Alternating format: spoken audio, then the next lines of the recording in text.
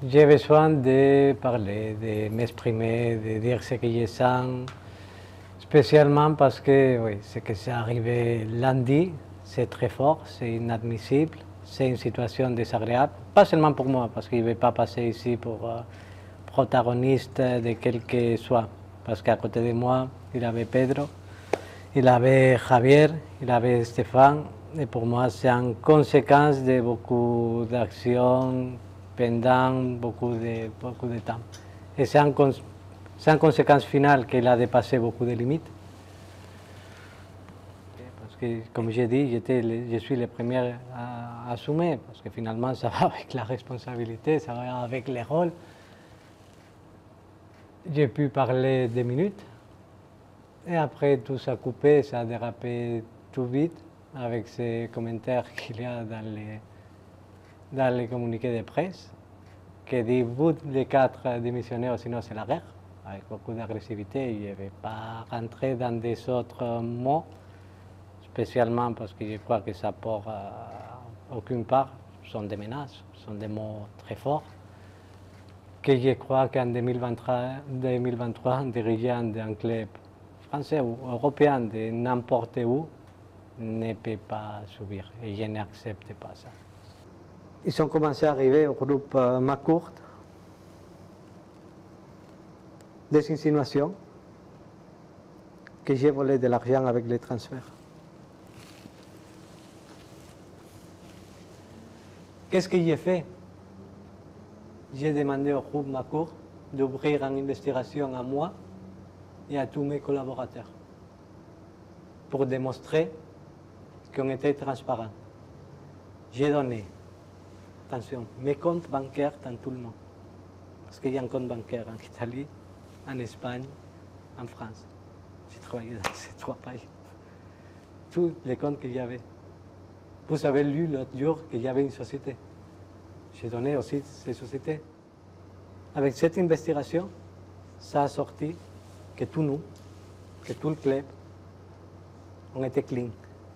On n'avait rien à se rapprocher.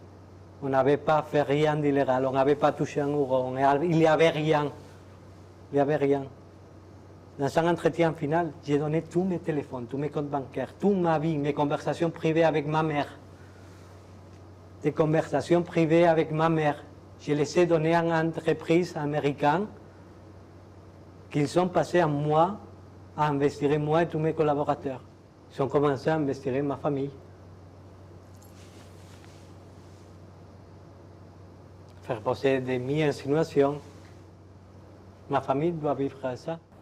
Si je suis ici aujourd'hui, je suis mêlé dans tout ça, c'est parce que je suis le président de l'Olympique de Marseille. Je représente une institution. Je suis le représentant de beaucoup de supporters et d'un projet, avec la confiance et un mandat donné pour un conseil de surveillance et un propriétaire. Je dois assumer mes responsabilités. Comme j'ai fait toujours. Comme j'ai fait toujours. J'ai seulement, depuis que je suis à l'OM, raté un seul match. Parce que j'étais malade. Un seul match.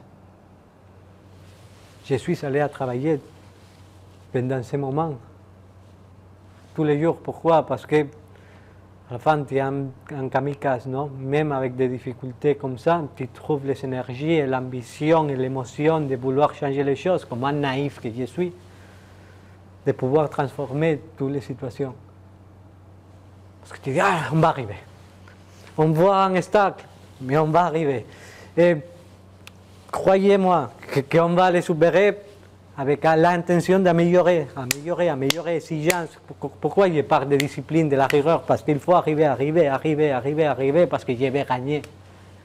Je vais gagner. Et on y va. Je me dis tout le monde, viens pas au club. Parce que tu vas perdre toutes les énergies avec toutes ces situations et le monde qu'il veut te faire la guerre. Oui, c'est la guerre, comme ils m'ont dit. Dans des autres pays, ces situations seraient dénoncées automatiquement. Recevoir des menaces. Comment un entraîneur, un dirigeant, comment on peut travailler comme ça? Je ne peux pas accepter. À Marseille, c'est comme ça.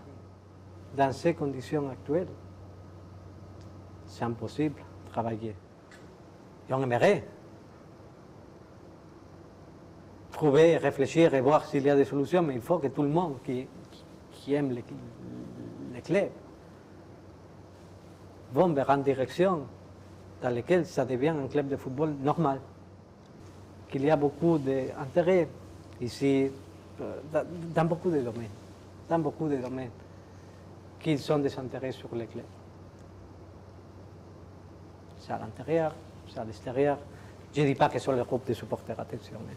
Je ne dis pas que sur le groupe de supporters. Mais que tous ces mouvements s'est basé sur de faire peur. Vous savez combien j'ai vécu les derniers mois?